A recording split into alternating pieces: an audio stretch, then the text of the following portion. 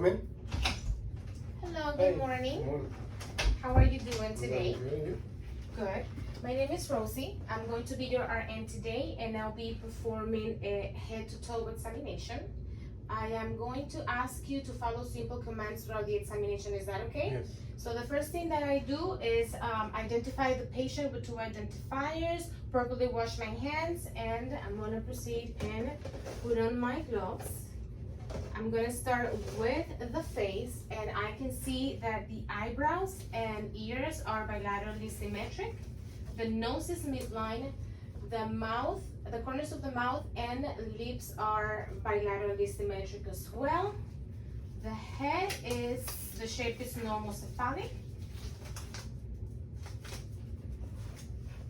Okay, here, so I can, do you feel any pain here? No. No masses, no bumps, or no indentation on palpation. Assessing for the temporal arteries. Do you feel any tenderness? Okay, pulses are present. T and J point. Open your mouth for me. Good. No click sounds heard. Okay, now I'm gonna assess for cranial nerve number 5 and number 7. Can you clench your teeth for me? Now smile. Now puff your cheeks. All right, squeeze your eyes, wrinkle your forehead.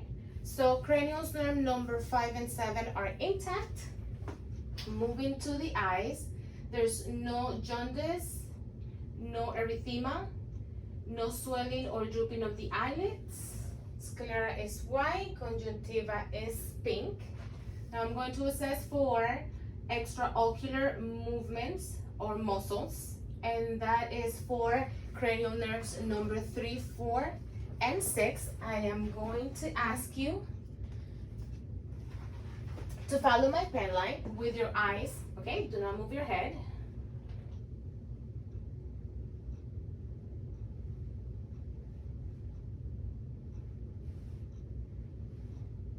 Great, there is no jerking of the eyes, which is an indication that there is no nystagmus. So I'm gonna move to cranial nerve number 2 for the visual field. Cover your right eye for me. Okay, how many fingers you see here? 2. And here? 3. Okay, other eye. How many fingers you see here? 2. And here? 2.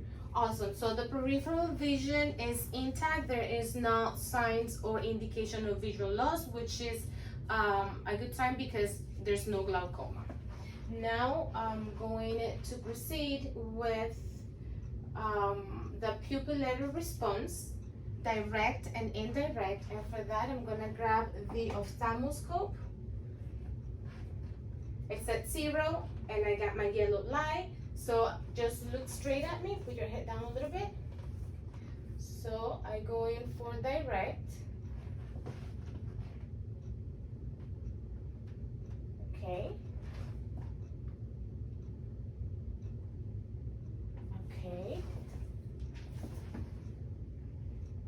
Okay, so as I shine the light through one eye, I can also assess for constriction of the other eye, and for cranial nerve number 2 and 3, we can say that they are equally, the pupils are equally round, reacted to light and accommodation as well. So the next thing we're going to do is the ophthalmoscopic exam. And for this procedure, we are going to dim the lights. I'm gonna stand on the side of the patient, and I'm gonna ask you to look straight at the switch light. So I properly grab this. I get the smallest light, the yellow light, finger 2 on the side to make sure that I'm able to switch the lens if I need to. And I put it close to my eye. Okay, so here you go. And what I'm looking for is for the red reflex. I'm there. Once there, I'm following the arteries from small to big, all the way to the optic disc, which looks orange and round. No bulging, no depression. I can also see the fundus, the macula. There's no hemorrhage or exudate or retinal detachment. So that completes the ophthalmoscopic exam. Now we're going to move to the ears. I'm going to inspect. I'm going to ask you first, have you had any ear pain lately? No. Okay, does this hurt? Okay, so there is no redness, no drainage, no swelling. I'm gonna go in to the auditory canal.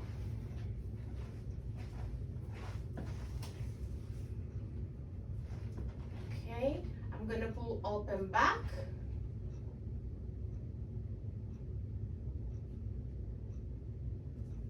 Okay, and I'm able to see the tympanic membrane is pearly gray with the cone of reflex. There's no otitis and no bulging. Moving to the mouth, I see no cyanosis on the lips, no cracking of the lips. I'm gonna go in with this light.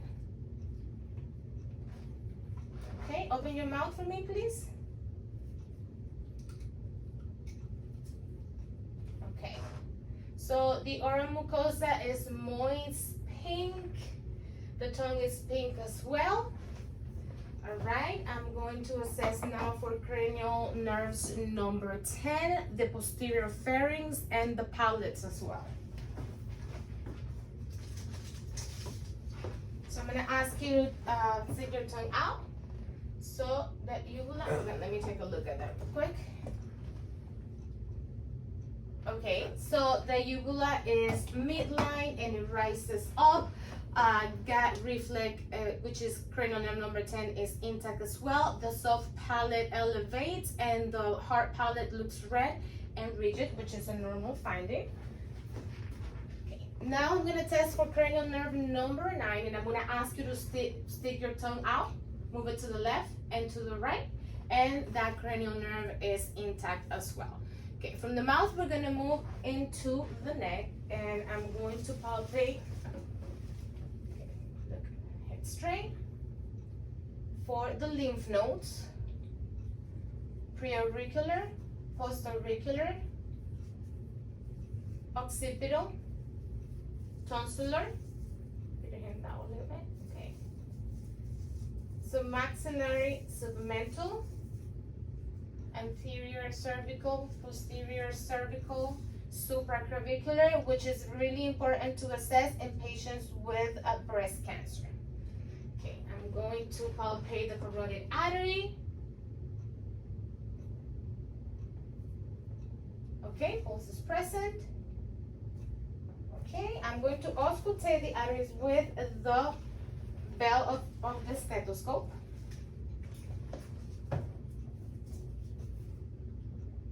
No blowing sound, no swishing sound, so it's a good sign. There is no indication of obstruction. I'm gonna ask you to please stand up and look to the wall. I'm gonna get up here so I can go ahead and examine the thyroid gland. So we do, okay, so I can feel the gland. I don't feel any masses or any enlargement. Does any of this hurt? No. Okay. Can you swallow for me? And the gland slightly goes up when the patient swallows. Swallow for me again. Okay, great. So that is it for the thyroid gland. Go ahead and have a sit. I'm gonna move now to the heart, and you can examine the heart in 4 positions: standing up, sitting down, supine, or 30 degrees. In this case, I'm gonna do it with the patient sitting down, but first I'm gonna assess for pulses. I'm gonna start with the radial pulses, and they're bilaterally equal. Okay, so now I'm gonna do dorsalis pedis, bilaterally equal as well. Posterior tibialis, okay, bilaterally equal. All pulses are present, and we can say they are a +2. Okay, now I'm going to proceed and auscultate the heart. Is it okay if you can remove your tank top? So I'm going to start with the landmarks of the heart, and with S2 and S1 sound. So to listen to S1 and S2, I'm going to use the diaphragm of the stethoscope. And I start with the right ICS.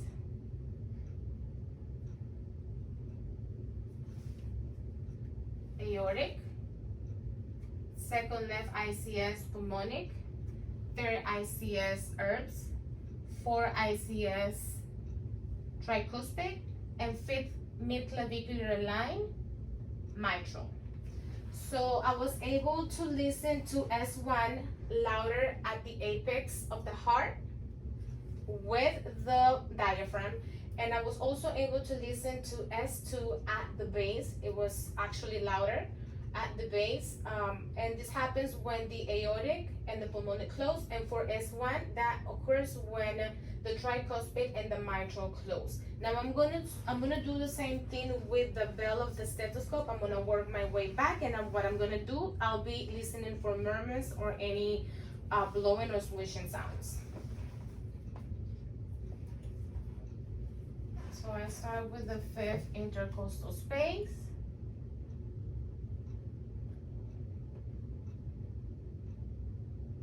Tricuspid, herbs, pulmonic, and aortic. So there is no indication of murmurs or any blowing sounds. Now for the PMI, we have the patient, I'm gonna ask you to lay down. Just lay back at a 15-degree angle, decubitus position. Okay, just try to put, okay, that's fine. And put your head down, there you go. So I'm gonna listen with the diaphragm as well, but before I take a listen to the PMI, I'm going to place my hand right before the nipple line, make sure that I feel pulsation and it's present. Now I auscultate. Okay, and that pulsation is present. This is a good sign because it's an indication, go ahead and sit up for me please, that the heart is not displaced, which would be an indication of heart enlargement. Okay, now from the heart, we're going to move into the lungs, and I'm going to auscultate all anterior, lateral, and posterior fields. I'm going to ask you to breathe in and out through your mouth every time I move the stethoscope, okay?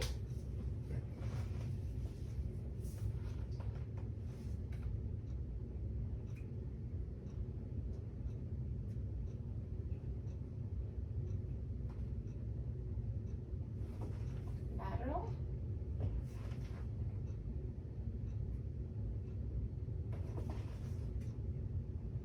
Okay, good. I'm going to go to the back.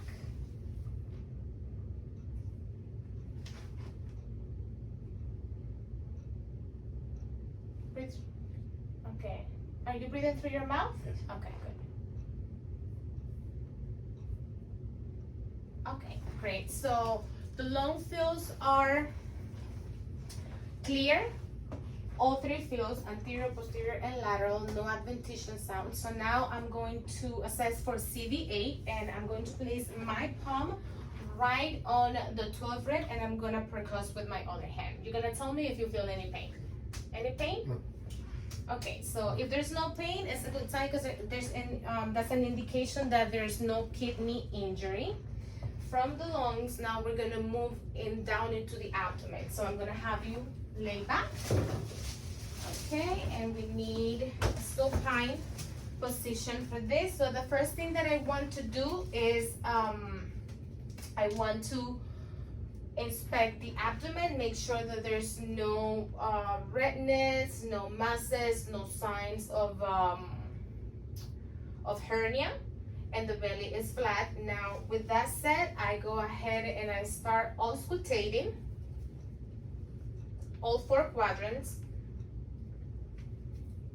Right lower, right upper, left lower. So hypoactive sounds are present in all four quadrants. Now I'm going to listen for vascular sounds with the bell.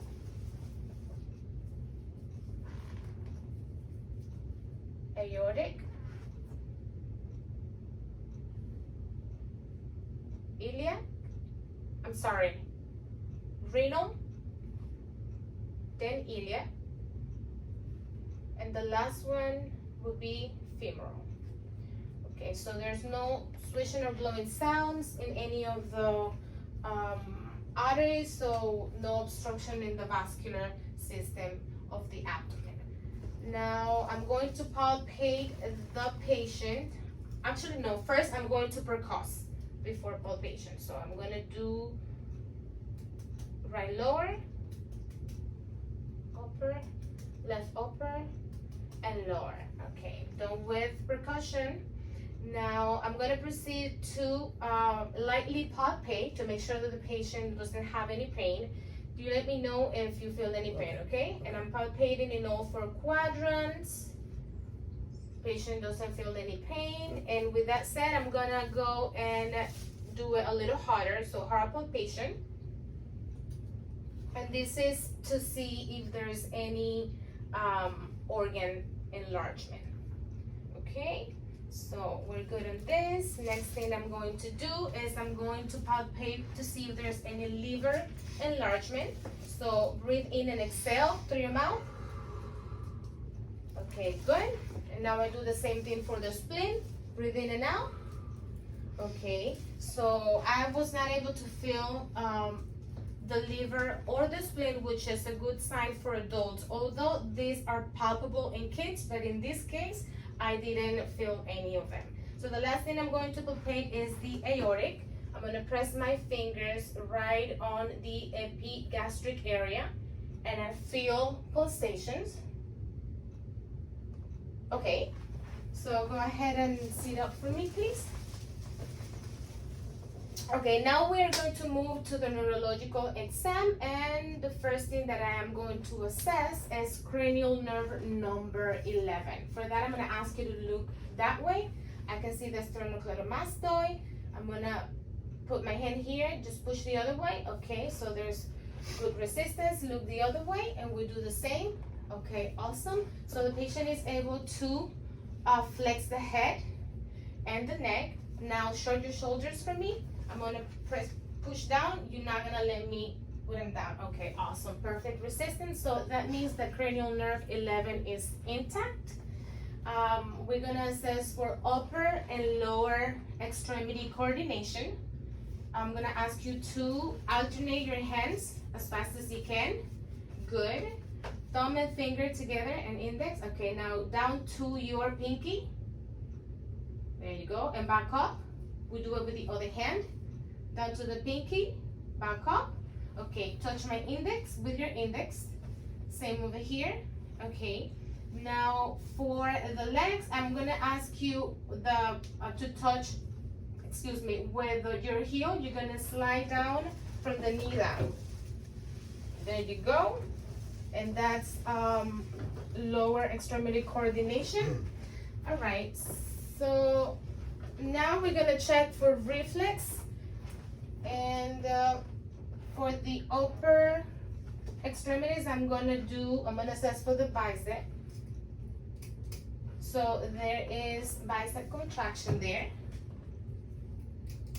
Also here, so reflex on the upper extremities are good. Now I'm gonna do the patella. Okay. So reflexes for the lower extremities are intact as well. I'm going to proceed to assess for vibration and sensation of the great of the great toe with my turning fork. So you're going to tell me if you feel any vibration. Do you feel this? Yes. And this? Yes. Okay, now I need you to tell me if you know in which direction I'm moving your toe with your eyes closed, please. Up, down, down, up. Okay, great. So the patient is able to sense vibration, and also he's able to identify in which direction the toes are moving. So the last part of the examination is going to be the Romberg test. I'm going to ask you to stand up for me and open your arms. Okay, just keep looking at me. You're going to touch your nose with your index twice, and then the other arm, okay? Great. Now do the same with your eyes closed. Okay, great.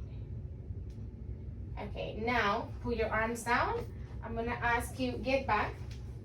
I'm gonna ask you to walk over here, and I'm assessing for gait and balance, which is proper in this patient. And now I'm gonna ask you to walk back, heel to toe.